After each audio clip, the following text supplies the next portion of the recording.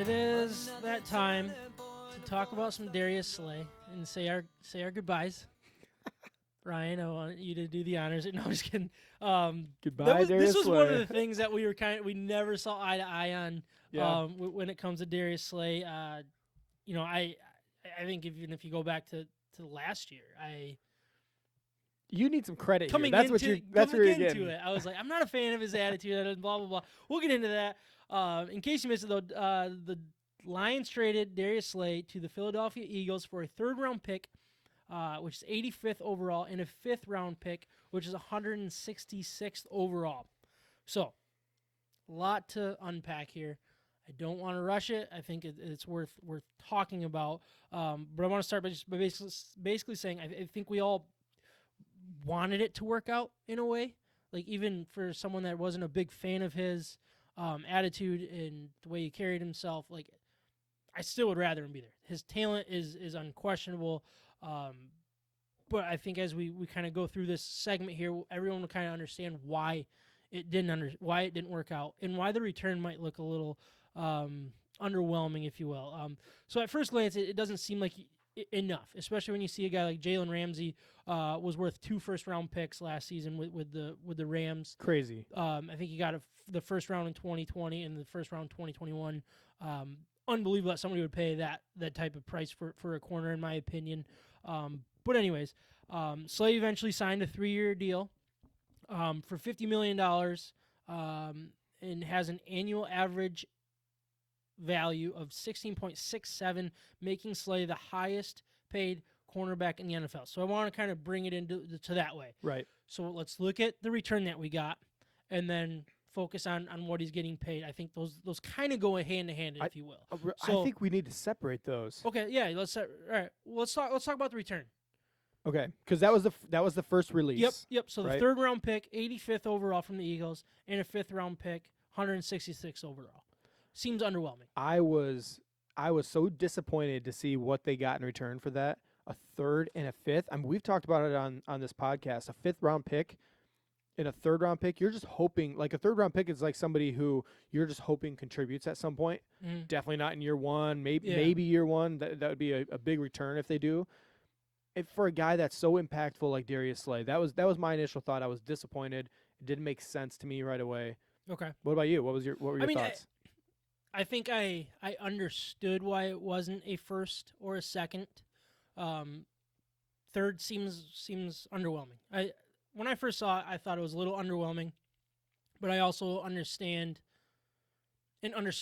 kind of the fact that the Lions' back was against the wall. They didn't have any leverage. The way that Slay was treating this offseason, really, even if you go back to the end of last season, the way he was talking, the way that he was disruptive, which we'll dig into that a little bit more, but it's just, this is kind of like their hands were tied in a lot of ways. Yeah, you're right. You knew you had a disgruntled employee with Slay, and you knew that the Lions really weren't going to get a first-round pick. And it was getting worse and worse by the minute. Yeah, he kept making public statements about how he felt about the team, and that just dropped the trade value that the Lions were going to get for him. Exactly. Yeah. Yep. So I think, if you compare it to the Jalen Ramsey trade, it is Bob Quinn sucks at his job, right? Like, that's what you think. But I think there's a lot more to look at when it comes to it.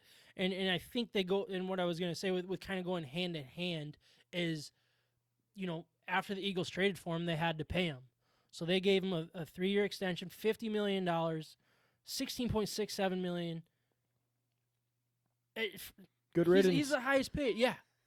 Like, I wanted him. I didn't want him for that money. No, not at all. That is extremely overpaid for a corner. Right? Yeah. I mean, like, I don't want to undervalue a corner because I understand their value, but I don't think the drop-off is massive.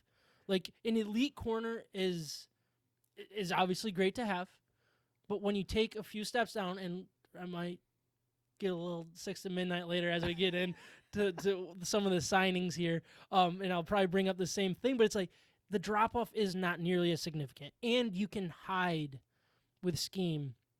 And jokes aside of Matt Patricia's scheme, I don't want to get into that, but there's going to be a lot of people that question that as well. But it's just, But the Like, point is, you can you get can hide corners. you can get somebody close to his production with not nearly the salary of Yes. $16 million. That's insane. That the is- highest paid corner. Yeah, Okay, he is not the for best 3 cornerback. years, and that's 3 years of his 30s. Yeah.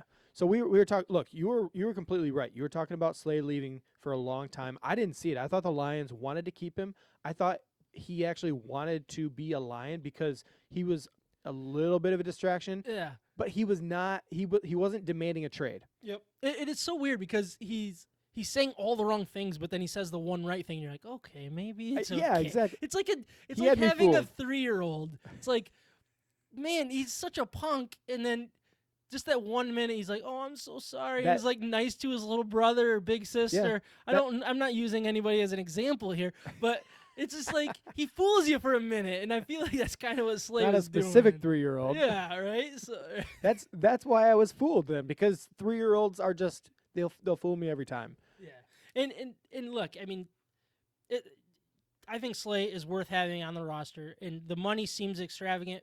Would I have been okay with paying it? Probably, especially when we have all of this cap space. Not me. But if the money doesn't get spent elsewhere, then I'll be like, all right, well, you could have afforded him for a year and see what happens then. But I don't think, we're in win now mode, right? But we're not in win now mode enough.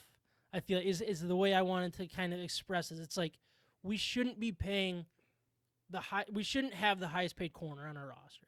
Yeah. We shouldn't have the highest paid of any position really on our roster when we're trying to build the depth And I that, think that the Lions are trying to do here. I think I think about this too with in the past, the highest paid cornerbacks in the league. I don't see him as an impact player enough that he doesn't win us games. Like, yeah, the big play Slay, he's come up with some big plays here and there. He also got torched by the Chargers wide yeah. receiver last year. Yeah, he did. Name is escaping me, Yeah, doesn't matter. Yeah, it doesn't matter. Yeah, I know who you're talking but I about. mean, like he does have those games too. He's not the guy that people do not throw to. You Mhm. hear his name throughout the game. Yeah, So he does not have an impact of like a Darrelle Revis used to have back in the day. where nobody would just throw. Where- yeah, He was he would just- literally shutting down the half of the exactly. field and making the quarterback focus Right. on Very three-quarters good of it. football player. I'm obviously a fan. I've wanted him, Darius Slay, very good football player. Yeah, I wanted to keep him, but not for paying him more than any other cornerback in football. Insane. Yep. Nope, I won't do it. So I think then we're on the same page where, yeah, we'd like to have him, not for this money, but then the fallout begins to happen. So I kind of want to break this down. So first, on a local AM radio station, WJR, Slay said he had no respect for Patricia as a person. Hours later, Slay talked to a local beat reporters and told a troubling story about the Lions head coach humiliating him in a team meeting, something Slay has clearly not gotten over. The relationship was severed Severed, yeah. during a team meeting in training camp when Slay posted a picture of a receiver on social media, and Patricia told Slay to stop doing something to the man something. That's what I'm going to say. We're kid friendly. Okay. No swearing. We don't do that anymore, which I love that we don't swear. We've cleaned it up. Anyways. So Family friendly. I was gonna say it and try to edit bleeps in there. I thought that'd be hilarious, but I don't know how to do that. So, but anyways, Slay got embarrassed in his very first training camp under Patricia. Earlier in the offseason, Patricia called Slay into his office and reprimanded him for working out with fellow cornerbacks Richard Sherman, Aqib Talib, and Xavier Rhodes. Patricia told Slay he wasn't elite and those players were, and that Sherman was using him to get information since the 49ers were going to play the Lions that season. Slay was first team All-Pro in 2017 and led the NFL in both interceptions with 8 and pass defense in 26. But coach knows best, right? Is what. Just saying, if you have those kinds of numbers Was for written. interceptions and passes People are deflected, throwing at you. people are throwing at you. They're not afraid of you. Yeah. Is that what you're basically Yeah, getting that's at? those 3 guys that he listed. I would say were more impactful for their teams. Definitely. No, I completely agree. So I want to. I think we need to unpack this a little bit. I mean, Yeah, trust me when I say I don't think Patricia looks good in this scenario. He Or in- kind of looks like a D-bag. or in Like, any scenario. yeah, right. um, he doesn't come across good in this whole thing, but I do understand the way locker rooms work. I understand coaches, and look, I went in the last season, like I already said, questioning Slay's attitude already, and I feel like this is telling me Slay was more of the issue. Slay had a personality issue that isn't good for team sports. Is that fair to say? I think so. Okay. Like again, Patricia should not he should not be let off the hook on the words he used and the way he's using it. But look, coaches are trying to motivate. That is their goal. Look, Patricia, I'm sure Patricia doesn't think he's doing something to something's body part. Any of that. He's trying to motivate Slay. I think the motivation was lost in translation there. It was not good. Right. And sorry, go ahead. Well, Yeah, like, go for it. Richard Sherman probably would have been motivated by that, but I don't know. Something in the back of my mind thinks that Darius Slay probably gave himself that nickname, Big Play Slay. Oh, I think, Right? yeah. He I believe he did. He was the one saying that in the locker room. Yeah. And those are the kind of guys in my mind as a catcher in baseball. It's like the pitcher. You just like constantly like don't put them in a bad frame of mind. Like, Yeah. they're weak-minded. You have to pump them up. When you're calling yourself Big Play Slay, you got some confidence Exactly. issues. So he had to like support him and be like, Yeah. you are the guy around here. Like, you should take a pay cut to help us. Like, he should have been being a little bit smarter about the whole thing. Yeah. Probably. I just think Slay is coming. He thinks these stories are defending himself, but I think he's sounding petty. He even said that a first impression is the only impression. Like, that is the exact opposite of the way you should be in sports, because you have so many different first impressions. Like, you got to be able to live and learn with the people, and respect your coaches. Like, what happened to the world? And I know I get on this high horse with basketball and I think NFL probably way too often, but like when these players start getting paid more than the coach, Yep. and the GM like respects the players more Young than the kids. coach, it's like, dude, just respect the coach, do what you're told, and just make your money. Like, just shut your mouth. I'm sorry, but that's just the way I look at it. And If that's the worst thing that he said to Slay as a football coach, my goodness. I mean, right? that's And he that's probably- not that big of a Look, deal, it's right? probably a joke. How many times have you heard stuff like that in a locker room? It's all in a joke, and it's all in motivation Right. from so, a coach. So he walked away pouting about something as and little he's as that, still not over and he's it. still pouting about it. Yeah. And look, Go make your money. He did. Good for him. Yep.